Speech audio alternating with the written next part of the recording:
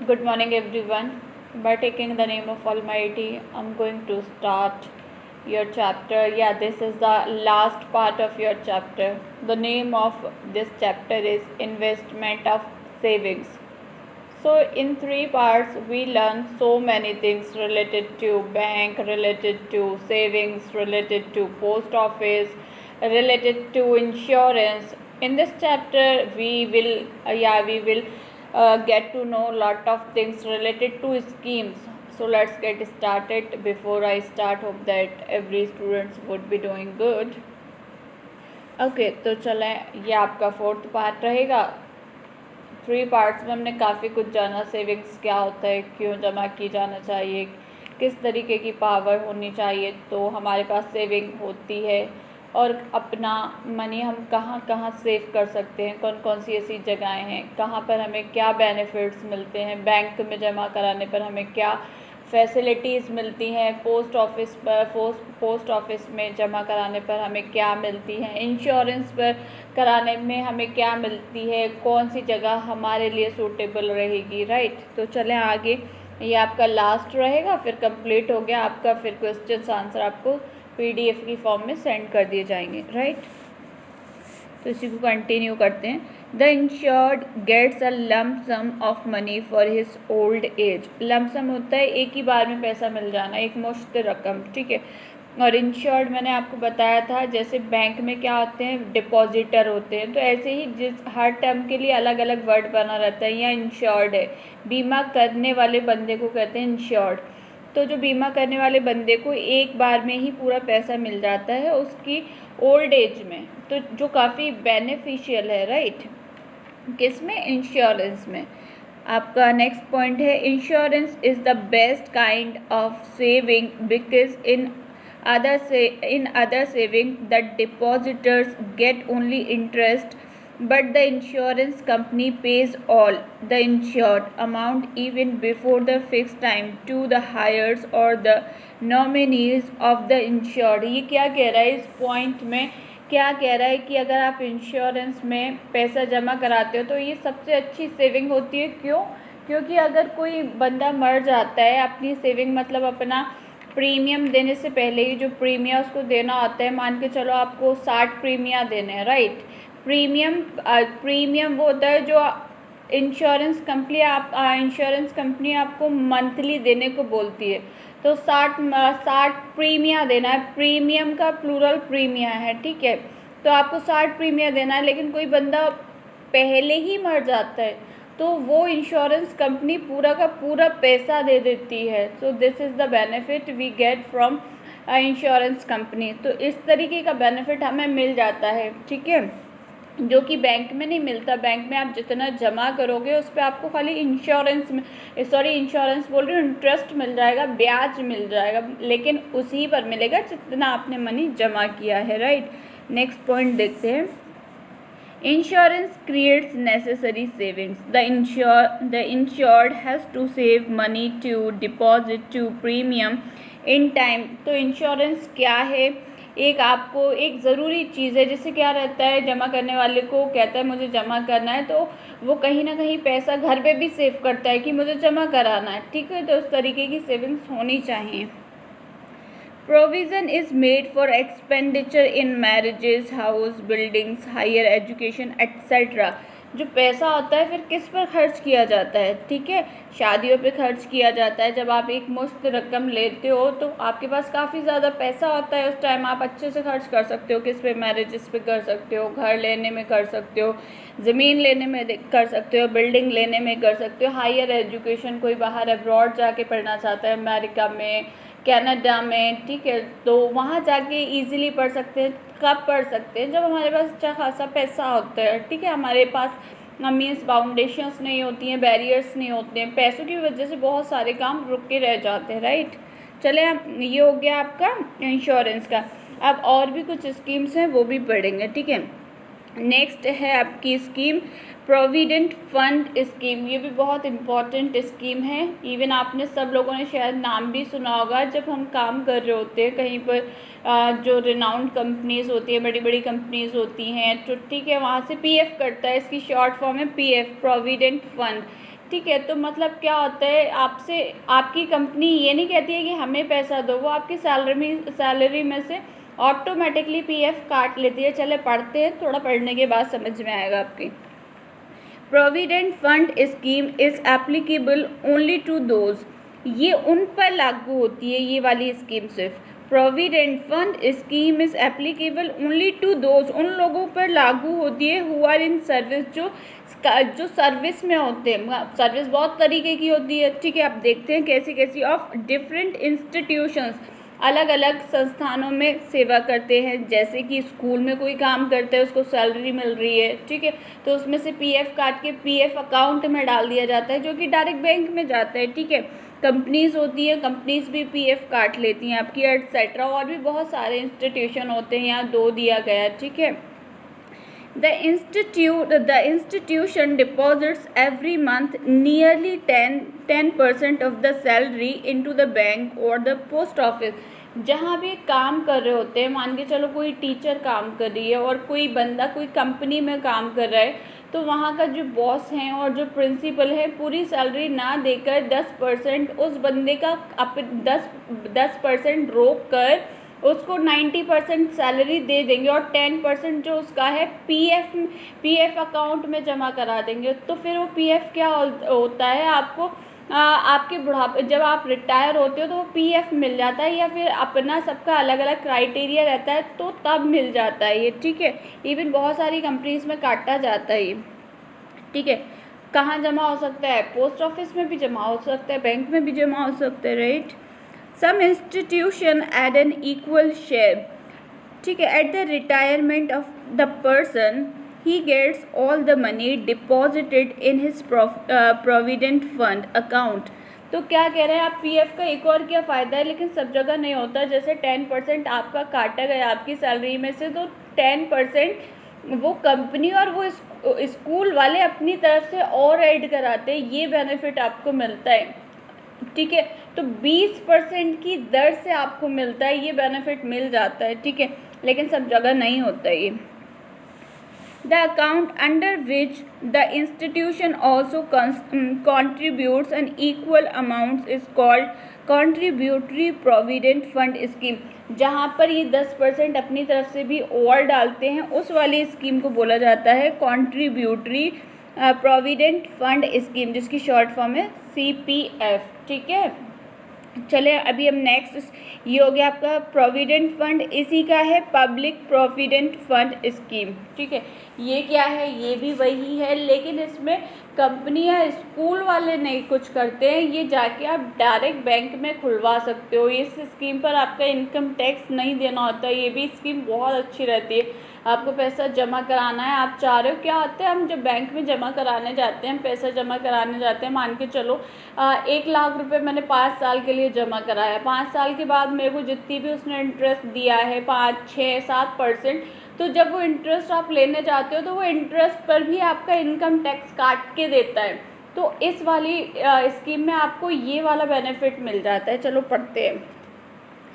Any person whether he is a servant और not, चाहे वो काम करने वाला हो या ना हो। जैसे ऊपर का हमने पढ़ा था ना कि ये वाली स्कीम उन लोगों पर लागू होती है जो सिर्फ सर्विस कर रहे होते हैं, कहाँ कंपनी में कर रहे होते हैं या फिर स्कूल में कर रहे होते हैं। लेकिन ये वाली स्कीम नहीं लागू होती है, चाहे वो काम कर रहा हो या नहीं कर रहा हो, डायरेक्ट बैंक में जाके इसको ओपन करवा सकता है इस स्कीम को। Can deposit fixed instalment into the State Bank of India और its any branch.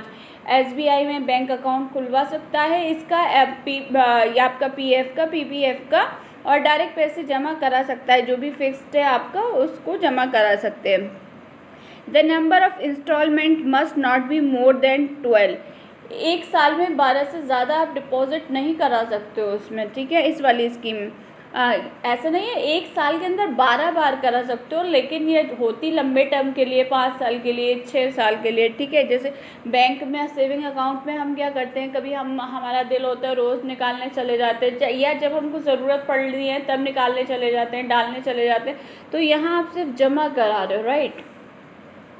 The interest allowed on money deposited is free from income tax. देखिए यहाँ पर ये लिखा है, जो आपका पैसा जमा है, जब आप पैसा निकालोगे जो इंटरेस्ट आपको ब्याज मिलेगी तो उस पर कोई पैसा नहीं कटेगा, वह इनकम टैक्स फ्री होगा। जितना भी इंटरेस्ट आपको 7% और 8% जितनी भी जिस बैंक मतलब स्टेट बैंक की दर है, स्टेट बैंक ऑफ इंडिया की, पूरा का पूरा आपको मिल जाएगा। तो ये बेनिफिट मिलता है, क्योंकि जो बड़े बड़े बिजनेसमैन होते हैं उनके पास काफ़ी पैसा आता है, ठीक है, लेकिन फिर भी उसमें लिमिट दी होती है कि आप इससे ज़्यादा नहीं जमा कर सकते हो, इतना जमा कर सकते हो। तो लेकिन इवन हमको इन्फॉर्मेशन तो होनी चाहिए ना कि कौन कौन सी स्कीम्स बैंक में चलती हैं, पीएफ होता क्या है, पीपीएफ क्या होता है, पीएफ और पीपीएफ में दोनों में क्या डिफरेंस होता है। तो पीएफ का आपको पता चल गया कि कंपनी में, स्कूल में काम कर मतलब कोई भी किसी भी इंस्टीट्यूशन में काम कर रहा है तो वहाँ के ज़रिए 10% और या जो भी पीएफ का वो है आपका परसेंटेज वो काट लिया जाता है और आपके बैंक में डायरेक्ट डाल दिया जाता है। और पीपीएफ में क्या होता है, आपको खुलवाना पड़ता है और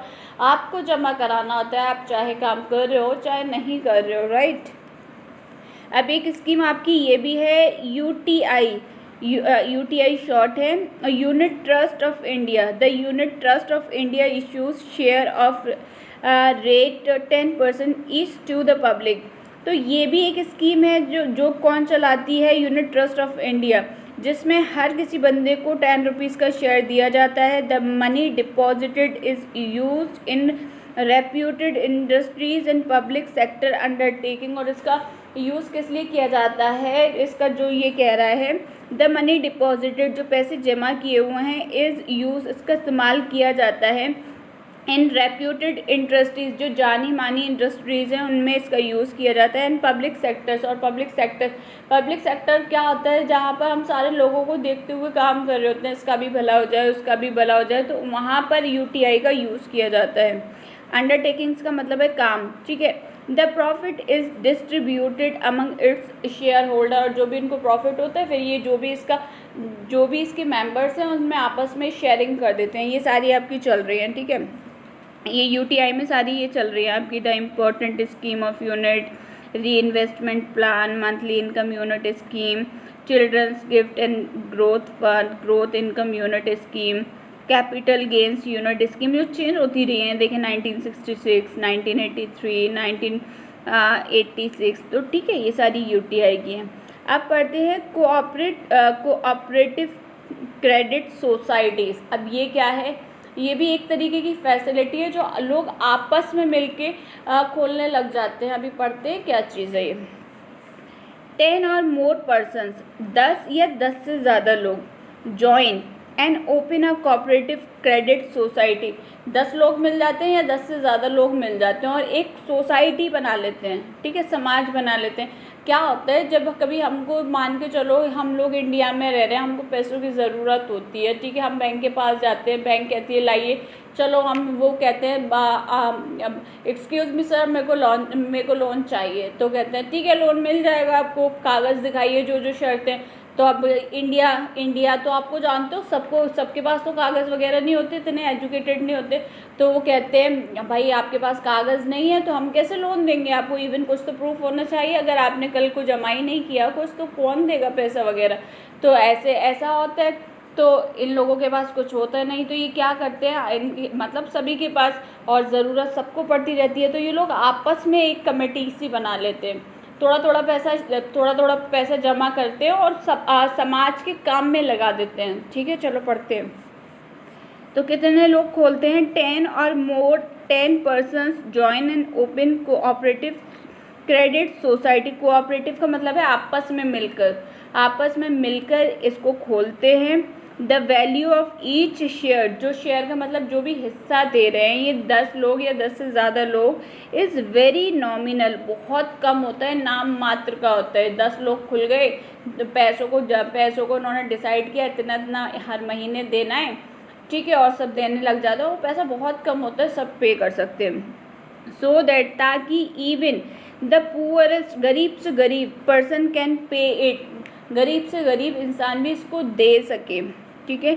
the members have unlimited liability, और जो इनके मेंबर्स होते हैं उनके पास बहुत सारी जिम्मेदारियां होती हैं, कौन कौन सी होती हैं देखते हैं। Every member is fully responsible, बहुत ज़्यादा जिम्मेदार होता है, पूरी तरीके से जिम्मेदार होता है, आप कर सकते हो। फॉर द एंटायर लॉस, अगर कोई लॉस हो गया तो सिर्फ एक बंदा उसका जिम्मेदार नहीं है, जितने भी लोगों ने इस सोसाइटी को बनाया है, कोऑपरेटिव सोसाइटी को, सबके सब इसके लिए रिस्पॉन्सिबल होते हैं, ठीक है। Of the society in the event of failure, अगर कुछ जैसे कोई प्लान बना रहे हैं और वो फेल हो गया तो एक बंदे के ऊपर ब्लेम नहीं आएगा, ये बनाते ही ऐसा प्लान है कि अगर कुछ हो जाता है तो सबके ऊपर ब्लेम आएगा, मेरे ऊपर नहीं आएगा, ठीक है। All the members know each other intimately, और जो सारे लोग होते हैं आपस में बहुत अच्छे से जानते हैं, क्योंकि अब सोसाइटी में बना रहे हैं, जहाँ हम रह रहे हैं वहाँ 10 लोग और 10 से ज़्यादा लोग मिलकर बना रहे हैं, चलो आप भी इतने थोड़ा देना, थोड़ा देना, तो आपस में जानते ही होंगे ना, तो आपस में बना रहे हैं, ठीक है। The society management consist of the president, तो जो सोसाइटी होती है उसमें प्रेसिडेंट बनाया जाता है, सेक्रेटरी बनाया जाता है, ट्रेजरर खंचासी बनाया जाता है। खंचासी वो होता है जो पैसा लेता और देता है, ठीक है। जिसके पास आप 10 लोग बने, 10 या 10 से ज़्यादा लोगों ने आपस में सोसाइटी बना लिया, वो बाहर हर महीना पैसे देने जाएंगे तो किसको देंगे, तो यहाँ फैसला किसको लेना है, सेक्रेटरी कौन है, संभालेगा कौन, खंचासी कौन है, तो ये सारे बनाए जाते हैं, ठीक है। Which are elected from amongst the member, जो 10 जितने भी लोगों ने सोसाइटी बनाई है उन्हीं लोगों में से इनको चुना जाता है, ठीक है। किसको खंचासी बनाना है, किसको प्रेसिडेंट बनाना है, किसको आपको सेक्रेटरी बनाना है, तो इसीलिए ये बहुत रिस्पॉन्सिबल लोग आके बनाते हैं सोसाइटी के, समाज का भला हो सके, कि गंदा पानी बह रहा है, तो इसीलिए बनाई जाती हैं छोटी छोटी, ठीक है। द मैनेजमेंट इज़ ऑनररी, जो मैनेजमेंट होता है बहुत सम्मानीय होता है, क्योंकि अब जब इतना काम कर रहे हो तो ऑब्वियस है ना कि इनको रिस्पेक्ट मिलना चाहिए। Loans to the members are given for short period, अब इनमें से 10 में से किसी भी लोग को ज़रूरत पड़ती है तो ये थोड़े टाइम के लिए लोन दे देते हैं उस बंदों को। मान के चलो 10 या 10 से ज़्यादा लोगों ने इस सोसाइटी को बनाया, उन्होंने थोड़ा थोड़ा पैसा दिया, अब उन्हीं में से 10 में से किसी को ज़रूरत पड़ी तो जो पैसा उन लोगों ने जमा किया है आपस में वो उस बंदे को दे देते हैं थोड़े टाइम के लिए इंटरेस्ट पर, कि चलो मान के चलो 10 बंदे हैं, 10-10 रुपये सब ने दिए, 100 रुपये हो गए, ठीक है। अब उन्हीं में से किसी बंदे को ज़रूरत पड़ गई, किसी की शादी होनी है और उसके पास पैसा नहीं है, तो वो 100 रुपये, मैं सिर्फ एक एग्जांपल ले रही हूँ, आप कनेक्ट कर सकते हो किसी से भी, तो वो पैसा उसने उनको दे दिया, उस बंदे को दे दिया, ठीक है। तुम्हारी ज़रूरत निकल जाएगी, तुम 3 महीने 4-5 महीने जितना भी आपने फिक्स किया है उन्होंने शॉर्ट पीरियड के लिए कि मुझे दे देना, अब जो पैसा उन्होंने 100 रुपये दिया है उन पर इनको उस बंदे को इंटरेस्ट देना होगा, तो इससे क्या मिलेगा, इनको बेनिफिट मिलेगा कोऑपरेटिव सोसाइटी को। 100 पे जितना भी इन्होंने लगाया हो 10% और 15%, कि ठीक है तुम पैसा ले लो इस टाइम और 10 से 15% बढ़ा के देना 3-4 महीने बाद, ठीक है। अब जो 10 से 15% का इनको इंटरेस्ट मिलेगा वो फ़ायदा हुआ, अब उस फ़ायदे को ये आपस में ना बांट के सोसाइटी में लगा देते हैं, ठीक है।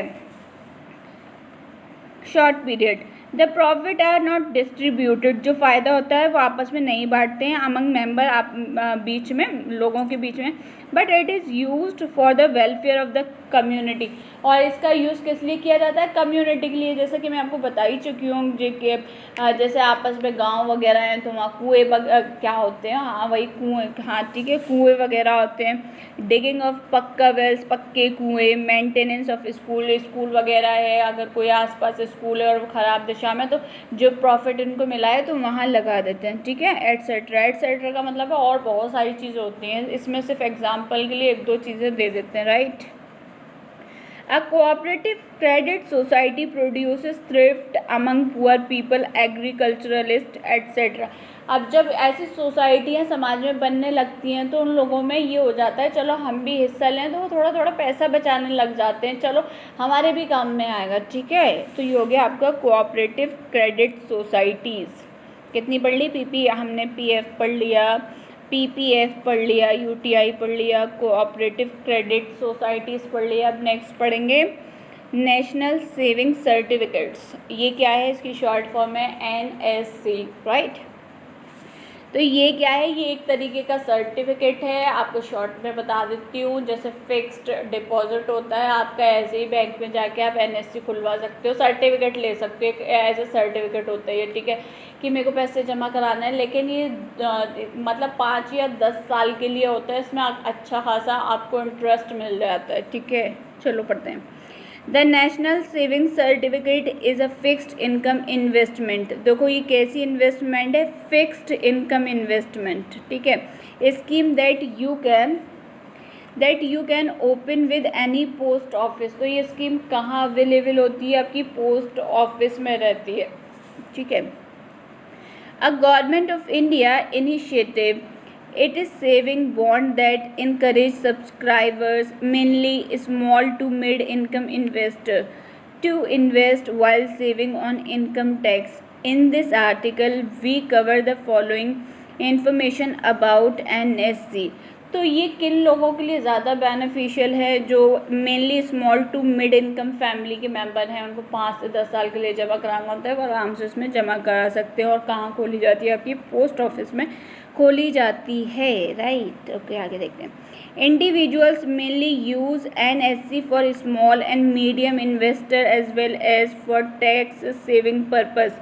तो इनमें अगर पैसा जमा कराते हैं तो आपका टैक्स नहीं लगता, वही जो इनकम टैक्स का जो पैसा कट रहा है वो बच जाता है, इसलिए ये लोग जमा कराते हैं, ठीक है। अगर हम वहाँ करवाते हैं, सेविंग अकाउंट में कराते हैं और जो भी कराते हैं, जैसे FD करा रहे हैं, तो जब अपना पैसा निकालने जाएंगे तो वो इंटरेस्ट पर भी अपना टैक्स लेते हैं। तो यहाँ इन सारी चीज़ों से ये बच जाते हैं, अगर हम लोग को इन्फॉर्मेशन होती है, या ये जो बैंक का काम करता रहता है उसको इन्फॉर्मेशन होती है, तो वैसी जगह पैसा इन्वेस्ट करता है जहाँ से उसकी अर्निंग हो सके, राइट। ओके, चले अब कहाँ पर है, ठीक है।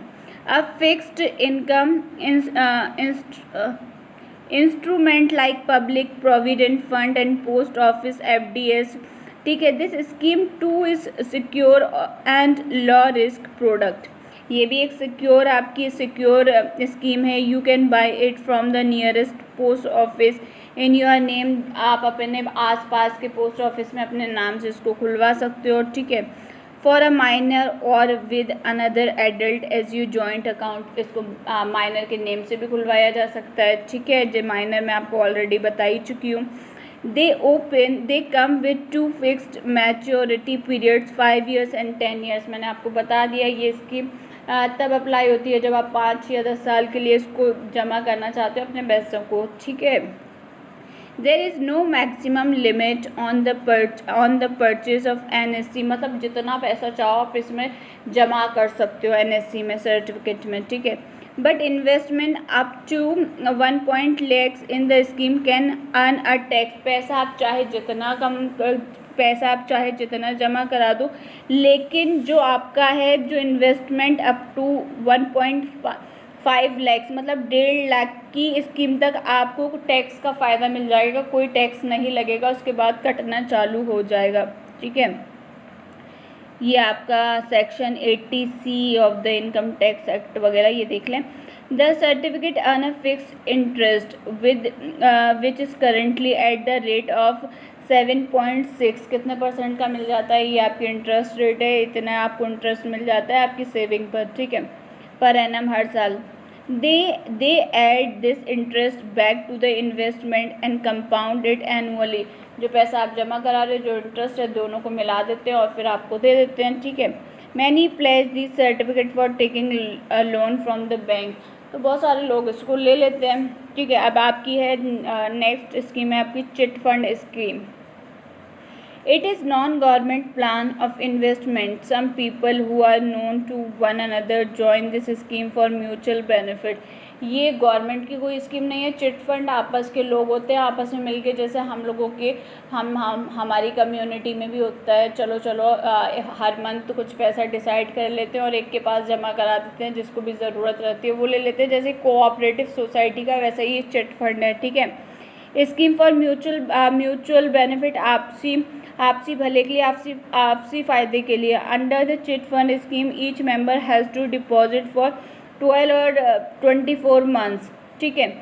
12 या 12 और 24 मंथ्स के लिए आपको जमा कराना होता है, हर महीने कुछ ना कुछ जमा कराना होता है चिट फंड में, ठीक है। जैसे किसी ने 10, मतलब जितना भी आपने डिसाइड किया, जितना भी मेंबर हैं, आपने 10, 20, 50 और 100 पर मंथ, ठीक है, ये डिसाइड किया जाता है। जो भी चिट फंड की स्कीम बना रहा है उसने अपने मेंबर जमा कर लिए 10, 15 और पैसे डिसाइड कर लिया, ठीक है।